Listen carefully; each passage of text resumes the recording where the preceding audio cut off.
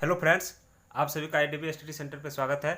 तो चलिए आज का सवाल देखते हैं और उसको हल करने की कोशिश करते हैं।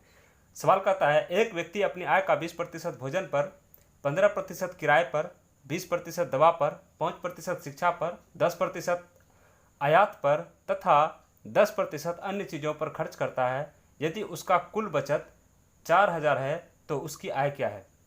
तो देखिए, इस तरह के सवाल में क्या करेंगे, जितना खर्च है उसको टोटल ऐड कर लेंगे। लिखेंगे कुल खर्च बराबर, देखिए कुल खर्च बराबर हो जाएगा, कितना है, भोजन पे 20% करता है और 15% किराए पर और 20% दवा पर और 5% शिक्षा पर और 10% आयात पर और 10% अन्य चीज़ों पर खर्च करता है। तो टोटल को ऐड कर लेंगे, 20 40, 10 50, 10 60, 60, 5 65 और 15 80 हो जाएगा।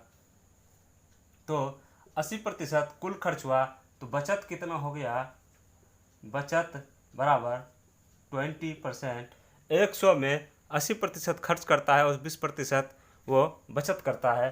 तो पर बचत कितना दिया हुआ है हम लोग को, 4,000 रुपया, मतलब 20% बराबर दिया हुआ है 4,000। तो 100% बराबर क्या हो जाएगा, 4,000 बटे 20 गुने 100। 20 से 5 बार में 100, तो कितना हो गया, 4,000 को 20 से गुना करेंगे तो ये हो जाएगा 20,000। मतलब वो 20,000 रुपया कमाता है और 4,000 रुपया सेव करता है। और सेव करने के बाद 80% वो क्या करता है, खर्च करता है, मतलब 16,000 रुपये वो खर्च कर देता है। यही हमारा आंसर हो गया है, यही हो गया आय। 100% निकालेंगे तो वही ना मेरा आय हो जाएगा। तो 100% निकाल दिया तो वही क्या हो गया, आय हो गया। ये हमारा सॉल्व हो गया। तो सवाल बहुत इजी है, बस इसको करने का तरीका आपको पता होना चाहिए। इसमें कुछ नहीं करना है, सिर्फ डाटा इतना लंबा चौड़ा दिया हुआ है, स्टेप एक ही लाइन में है, आपको डायरेक्ट ये स्टेप करना है और ये सवाल सॉल्व हो जाएगा। ठीक है, इसमें भी कुल कुल खर्च देख लेंगे कितना है, सवाल सेम है, आप देख लीजिए। एक व्यक्ति अपनी आय का 15% भोजन पर, 10% किराए पर, 5% दवा पर, 10% शिक्षा पर तथा अन्य पर 30% खर्च करता है। यदि उसकी कुल बचत 2700 रुपया है तो उसकी कुल आय क्या है तथा वह किराए पर कितना खर्च करता है। तो इसमें टोटल खर्च देख लेंगे, 15% भोजन पर और 10% किराए पर, तो 15 10 25, 5 30, 30 10, 40, 40 30, 70 हो गया। कुल खर्च हो गया 70%। बचत करता है, बचत बराबर हो जाएगा 30%। 100 में 70% खर्च कर रहा है तो 30% बचत हो गया। तो 30% बराबर कितना दिया हुआ है हम लोग को, 2700 रुपया बचाता है। तो ये 30% बराबर कितना हो जाएगा, 2700। तो 100% निकाल देंगे तो मेरा टोटल आय निकल जाएगा। तो 2700 बटे 30 गुने 100, ठीक है, 100% होगा। ठीक है, 30 से काटेंगे तो कितना हो जाएगा, 90 हो जाएगा। टोटल आ गया 9,000, मतलब 9,000 रुपया मेरा क्या है, इनकम है। 9,000 रुपया मेरा इनकम है। और इसमें पूछ रहा है किराए पर कितना खर्च करता है। तो किराए पर कितना खर्च कर रहा है, 10% किराए पर खर्च करता है। तो 10% निकाल देंगे तो कितना हो जाएगा, आपको बताते हैं, यहाँ पे नोट करके लिख देते हैं।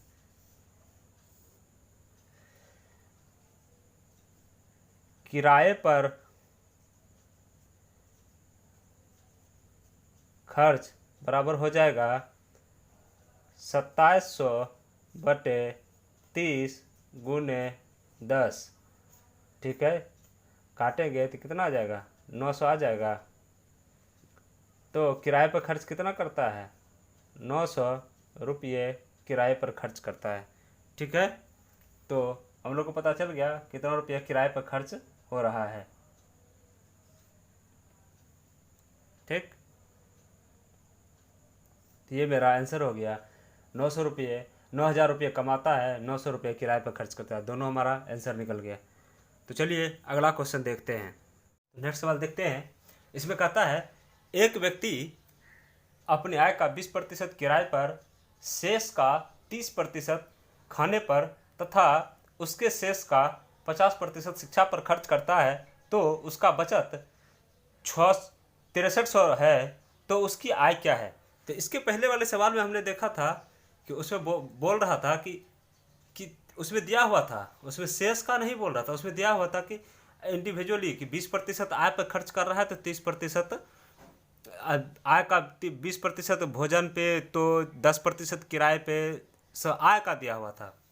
लेकिन इसमें बोल रहा है कि आय से जितना प्रतिशत खर्च हुआ, जैसे आय का 20% किराए पर खर्च हुआ, तो 20% खर्च करने के बाद जो बचा है उसका 30% खाने पर खर्च हुआ है, और 30% खर्च करने के बाद जो बचा उसका शेष का 50% शिक्षा पर खर्च किया। मतलब जो बचा है उसका प्रतिशत बोल रहा है, उसमें आय का प्रतिशत नहीं दिया हुआ है। तो इस तरह का सवाल को हम करेंगे कैसे। इस तरह के सवाल में सीधा लिखेंगे जो बचत है 6300 गुने 100 बटे जितना दिया होगा, कि हम खर्च कर रहे हैं तो क्या होगा, माइनस होगा, तो इसीलिए 100 में अंतर करेंगे इसको। ठीक है, जैसे 20% किराए पर खर्च कर रहा है, तो 20% खर्च कर रहा है, तो 100 में अंतर करेंगे कितना हो जाएगा, 80 हो जाएगा, गुने 30% खाने पर किया है, तो 100 बटे 100 में माइनस करेंगे तो 70 हो जाएगा, तो शेष का 50%, तो 100 बटे 50, 100 में से 50 माइनस करेंगे तो 50 बच जाएगा। ठीक है, खर्च हो रहा है इसीलिए हम माइनस करके लिख रहे हैं। ठीक है, क्योंकि हमें शेष का दिया हुआ है, हमें 100% निकालना है, मतलब आय निकालना है, इसलिए हम अपोजिट कर रहे हैं। जैसे कि अगर हमें बचत प्राप्त करना होता तो हम 100 को ऊपर नहीं लिखते, 100 को नीचे लिखते, इस 100 को नीचे लिखते, इस 100 को नीचे लिखते और इसको ऊपर लिखते। ठीक है, अपोजिट अगर हमको जो जिस चीज़ का निकाल रहा है, जिस चीज़ से प्रतिशत निकाला जा रहा है, उस चीज़ को प्राप्त करना है, मूल चीज़ को, तो हमको उल्टा करना पड़ता है। ठीक है, तो इसको हल करते हैं। सबसे पहले 50 2 बार में 100, 0 0 कैंसिल। ठीक है, अब यहाँ देखिए 0 0 कैंसिल, 20%, 30%, 10%। ठीक है, तो इसको हल करते हैं। ठीक, 9 सत्ते 63, तो कितना हो गया 900। ठीक है, 2 से काटेंगे 4, 4 2 से कटेगा तो कितना हो जाएगा, यहाँ 1 0 1 0 कैंसिल। ठीक है, ये 0 ख़त्म हो गया है, 2 से काटेंगे तो 5 हो जाएगा, ये 2 से काटेंगे 45। ठीक है, कितना हो गया 45 गुने 5 कर देना है। ठीक, तो आ जाएगा हमारा आंसर 50। ठीक, 10 यहाँ है, तो मेरा आंसर आ गया इतना। ठीक है, ये हमारा आंसर हो गया। तो मेरा आय कितना है, 22,500 मेरा आय है। ये मेरा टोटल आय निकल गया। ठीक है, तो इस तरह जिस भी सवाल में शेष का दिया हुआ रहे, इस तरह के सवाल में तो आपको सिंपली से इस तरह से करना है और अपोजिट लिखना है। 100 को ऊपर लिखना है, जितना खर्च कर रहा है उसको माइनस करके, कहीं खर्च हो रहा है इसीलिए हम इसमें माइनस कर रहे हैं, 100 में अंतर कर रहे हैं। ठीक है, अब चलिए नेक्स्ट सवाल को देखते हैं। कहता है एक व्यक्ति अपनी आय का 20% भोजन पर, शेष का 25% किराए पर और शेष का 30% अन्य पर खर्च करता है, तो यदि उसका बचत 29,400 है तो उसकी आय क्या है। तो ठीक है, इस तरह के सवाल को भी हम उसी तरह करेंगे, सेम सवाल है, सिर्फ डाटा चेंज है। ठीक है, इसको करते हैं। 29,400 गुने 100 बटे 20% भोजन पे कर रहा है तो कितना हो जाएगा, 80 हो जाएगा, गुने 100 बटे 25% किराया कर रहा है, 25 माइनस करेंगे तो कितना हो जाएगा, 75 हो जाएगा, गुने 30% अन्य पे, तो 100 बटे 70 हो जाएगा। ठीक है, अब इसको हल करते हैं। 25 से 3 बार में 75, 25 से 4 बार में 100, 0 0 कैंसिल, 0 0 कैंसिल। ठीक है, 4 से 2 बार में 8 कैंसिल हो गया। 3 से इसको हल करते हैं तो 9 तिया 27। ठीक है, 9 है, 27 तो 2 बचा 24, तो कितना होगा 8 तिया 24, डबल 0 आ गया। ठीक है, अब 2 से भाग देना है तो 2 से 50। ठीक, अब इसको गुना करके लिख देंगे, कितना हो जाएगा देखिए, 8 पंचे 40, 8 पंचे 40, 9 पंचे 45, 45 45, 8 पंचे 40 का 0, 9 पंचे 45, 4 कितना हो गया 49, और उसके बाद 3 0 आ जाएगा। ठीक है, तो मेरा टोटल आया था 4,90,000 रुपया, और जिसमें हम खर्च करके बचत कितना हुआ था 29,400 हुआ था। ठीक है, तो समझ गए आप लोग।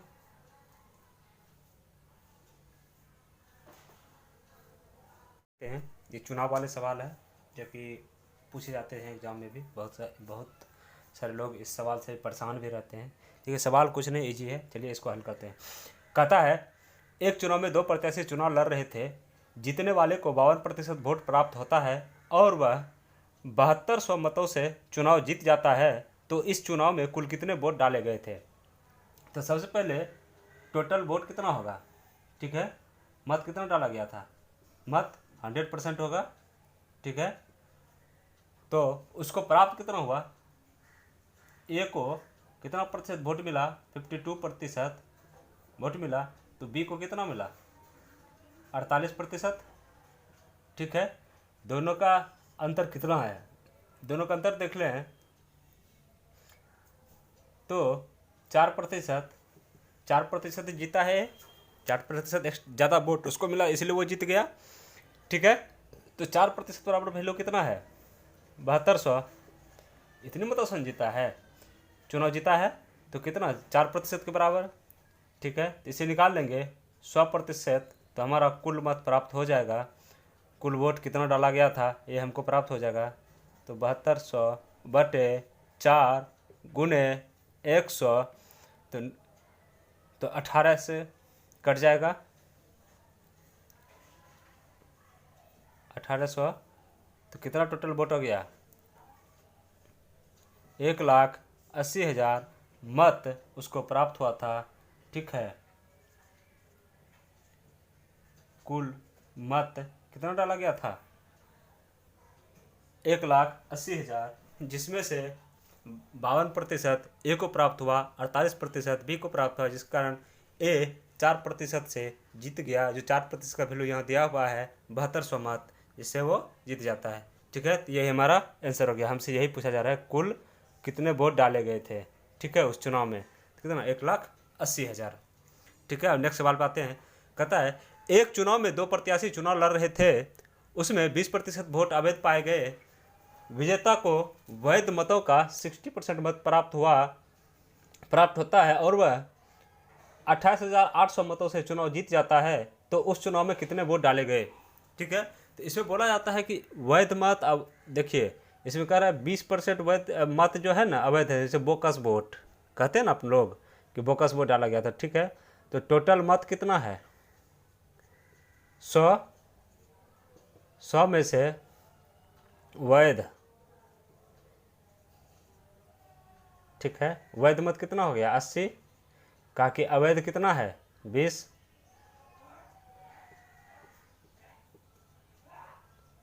अवैध कितना हो गया? 20%। ठीक है, तो उसमें कह रहा है कि विजेता को वैध मतों का 60% प्राप्त होता है। मतलब वैध मत जितना है उसका 60% मत विजेता को प्राप्त होता है। ठीक है,